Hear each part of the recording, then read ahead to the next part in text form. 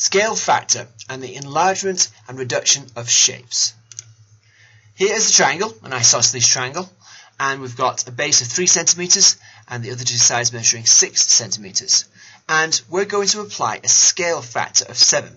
Now note that this is not to scale, but a scale factor means that we're going to make this triangle 7 times bigger.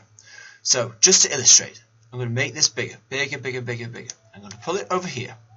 Now, presuming that we've done this at a scale factor of 7 and it's not to scale, I've got to take the scale factor and multiply each side by it. So 3 multiplied by the scale factor of 7 will make 21 centimeters.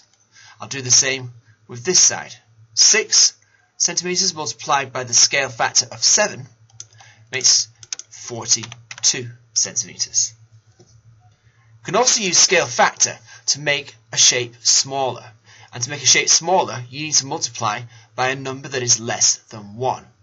And we'll do a simple case of this with a scale factor of 0.5, which is the same as 50% and half. So if you know that the scale factor is 0.5, you just need to halve the shape. So again, not to scale, but I'm going to make this smaller. I'm going to shrink it and bring it over to here. Now, 3 times by 0.5 is the same as half of 3. And half of 3 is 1.5 centimeters.